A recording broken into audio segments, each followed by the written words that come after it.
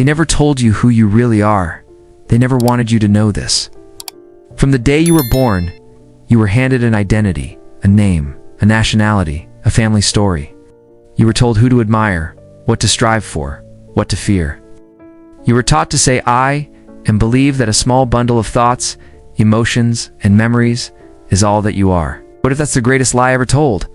What if the you think you are is just a mask, and behind that mask is something timeless, untouched, and vast beyond comprehension? For thousands of years, philosophers, sages, and mystics have whispered this secret. Some were ignored. Others were silenced.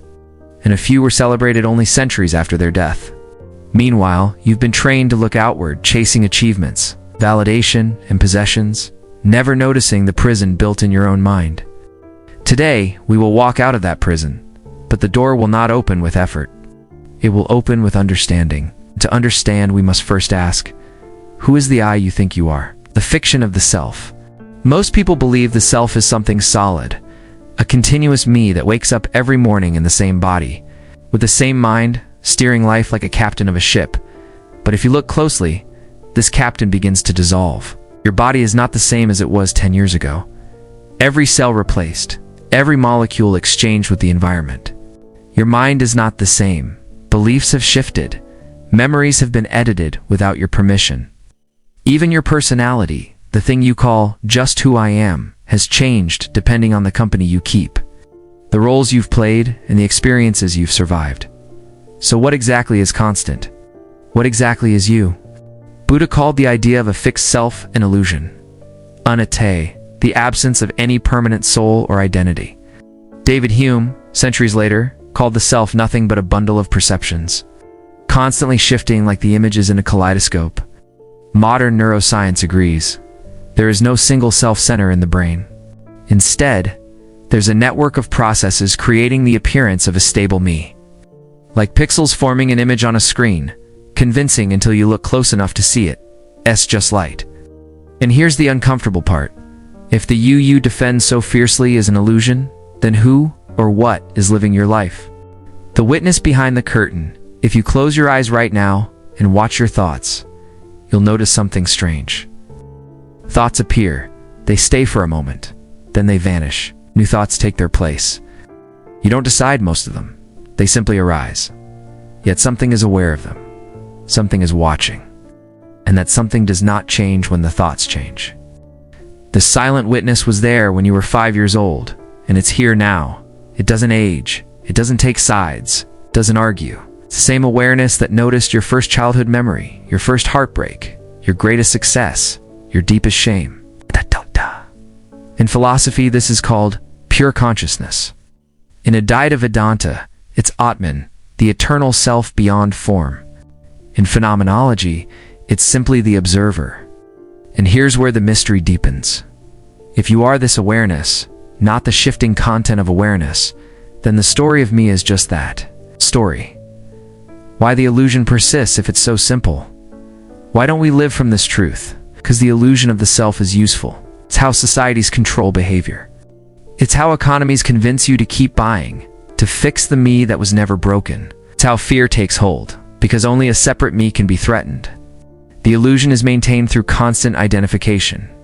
You say my thoughts, my emotions, my possessions, as if they define you. But notice, in every case, the my comes before the object. My is the real mystery. It's not in time. It's not in space. Yet it claims everything it touches. And here's the first crack in the wall. If you can see it, you are not it. Philosophers who saw through the self across history, this realization has appeared in every corner of the world, often discovered in isolation. As if the truth itself seeks out those ready to hear it. In ancient India, the Upanishads declared Tat Tvamasi, you are that, meaning the self you think you are is identical to the universal consciousness. In Greece, Socrates told his students, know thyself. But he wasn't speaking about personality tests or life stories. He meant knowing the knower. In the 13th century, Rumi wrote, you are not a drop in the ocean.